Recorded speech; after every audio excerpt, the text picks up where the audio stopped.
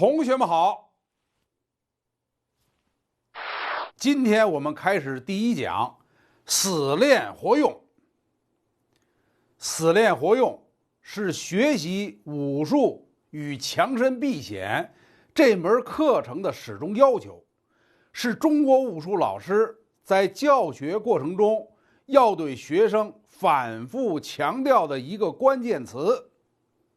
也是所有习武者传授武艺时都要遵守的规矩。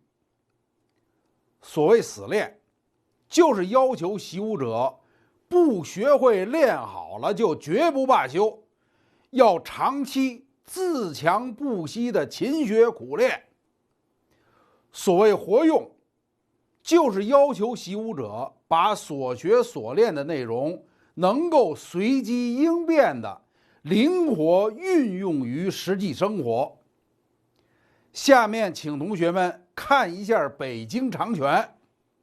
我将以此为范例来说明武术死练活用的含义。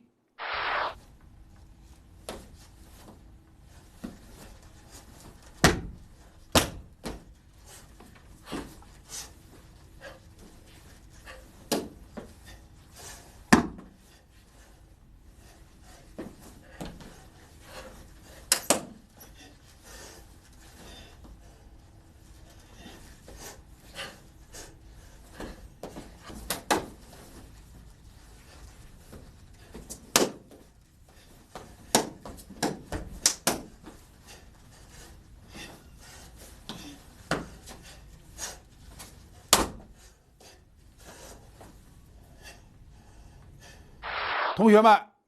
刚才你们看到的北京长拳和后面9讲中的10余种拳械的演练，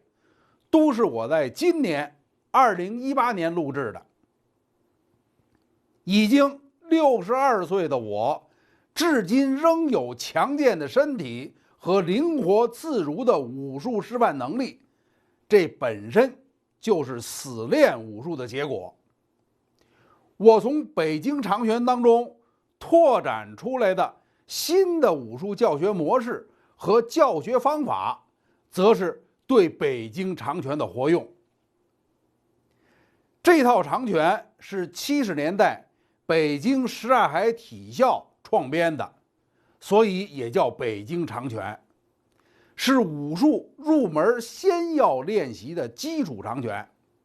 当时风靡全国。李连杰学武术的初期，就是从练这个拳术套路开始的。我和同龄的武术工作者上大学的时候，每天都要训练这个拳术套路。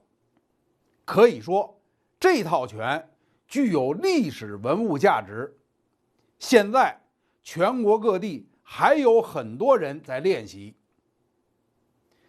经常死练这个套路，于强身而言，可以使身形体态挺拔舒展，改善身体内脏器官的机能，精力充沛，是同学们应该首选武术强身的内容。至于避险的活用，则要先明白每个动作的攻防含义，再举一反三地拓展其他的用途。比如其中的格挡冲拳是一个典型的武术防守反击动作，遇到伤害时可以直接使用。其攻防本意是当对方的拳头劈打自己的头部时，用一只手臂格挡保护自己的头部，另一只手臂随即进行冲拳反击。在考虑这个动作的活用的时候，就不能仅考虑对方的拳头劈打自己头部的这一种情况，要多假设诸如不同角度的打来、高腿踢来等若干种情况，考虑变通反击的格挡冲拳技法。再如蹬腿冲拳中的蹬腿，这是一个可以充分利用下肢肌肉力量，使右腿充分发出自己身体力量的动作。那么蹬腿不仅在防身自卫的反击时可以直接使用，在遇到危险需要破除障碍的时候，也是可以发挥重要的作用，并要附加心理准备。以上是理论的活用，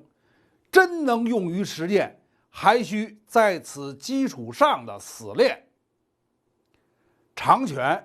是中华人民共和国成立之后用政府行为打造的竞技武术。李连杰、吴京等一大批有着我国武术专业队背景的武打明星，都是从练习长拳开始的。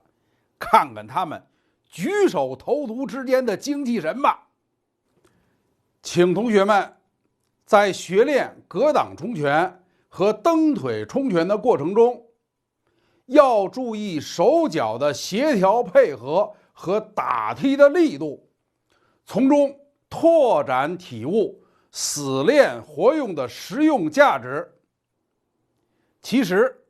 死练活用不仅是达到强身避险目的的必经途径，更是现实生活中成就各行各业的基本保证。请同学们死练活用地学好自己的专业，做好自己专业的事情。在此，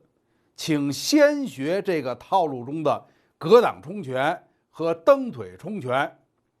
其他动作课后同学们可以跟着视频进行学练。同学们再见。